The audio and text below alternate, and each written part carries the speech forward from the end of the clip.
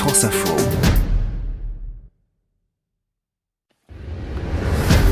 France Info.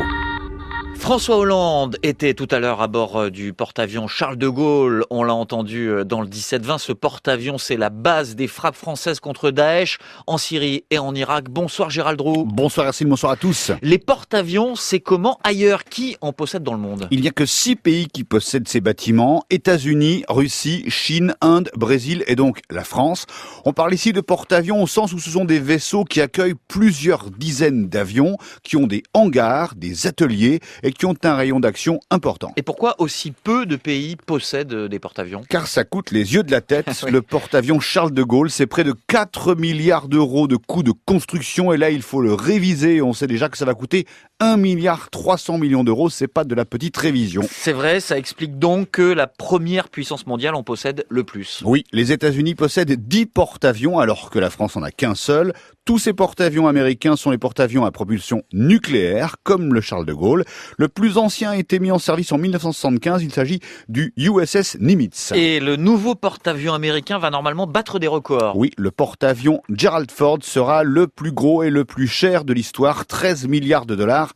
Ça fait un peu plus de 12 milliards d'euros, il faut pouvoir les sortir.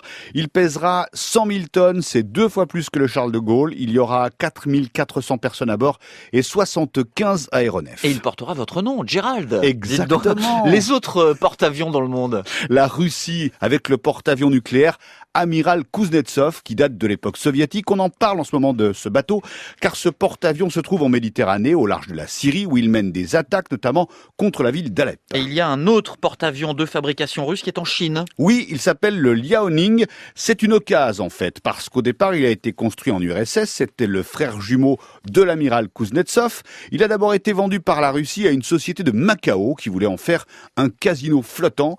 Mais il est finalement arrivé entre les mains de l'armée populaire chinoise qui l'a modernisé. Sinon, donc, ce n'est pas un sous-marin là à propulsion nucléaire. L'occasion, comme vous dites, le marché de l'occasion des porte-avions, ça concerne les 2 derniers pays qui en possèdent. Exactement. L'Inde, qui a récupéré elle aussi un porte-avions fabriqué en URSS et qui a servi dans la marine russe. Et puis le Brésil, qui a récupéré un bâtiment français, le Foch. Le Foch, c'était le jumeau du Clémenceau. Tout ça, c'était avant le Charles de Gaulle. Le Foch a servi dans la marine française pendant 37 ans avant d'être revendu donc au Brésil en l'an 2000. Il s'appelle maintenant le Sao Paulo, mais il est vieux ce bateau, souvent en panne et il multiplie les avaries. Résultat, il est à quai la plupart du temps. Gérald Roux, jamais d'occasion, c'est du neuf tous les soirs dans le 17-20 de France Info.